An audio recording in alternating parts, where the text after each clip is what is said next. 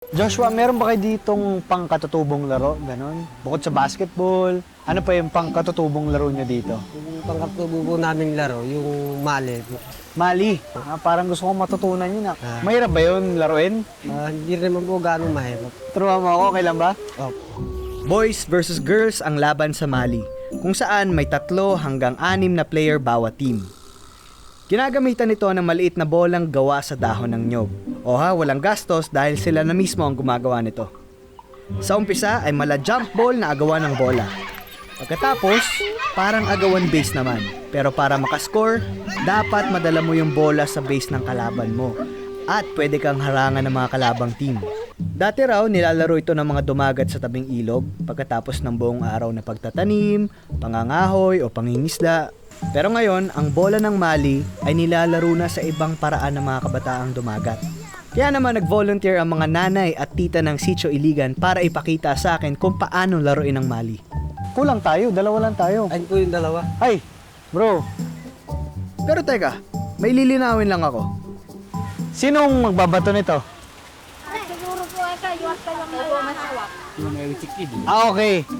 Tapos saan po ang base ng babae? Saan sa atin? Yan, bis, bina. Kaso may aso, baka habulin ako. Paano pag binato ko dito, papunta sa akin? Pwede yun? Ready? Ready ako. 1, 2, 3, go!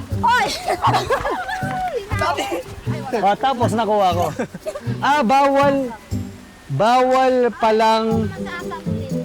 Bawal na mahulog. Bawal pala mahulog, kailangan masalo. Laban. Okay, 1, 2, 3, go! Ina! Na tayo tatalon. 1, 2, 3. Takbo. Let's go! Hindi natin tatulungan?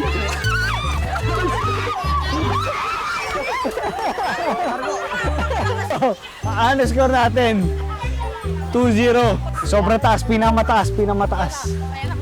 Pwedeng itago.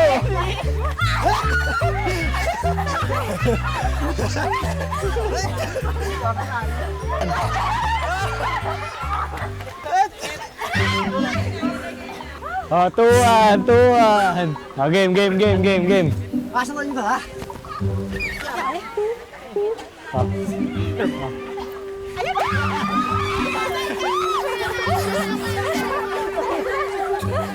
Tatlo na kami. Panalo tayo. Okay. Nice.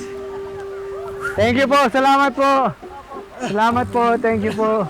Ito nagtatapos ang aming laro. Siyempre, panalo kami na Joshua sa score na 3-1.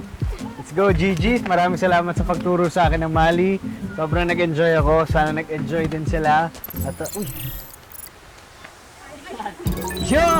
Mission 1 accomplished! GG! Let's go! So, ano pang hinihintay natin? Next mission na tayo para mas mag-level up pa tayo. Maraming salamat ulit, Joshua. Thank you. Maraming salamat po sa inyo. Let's go!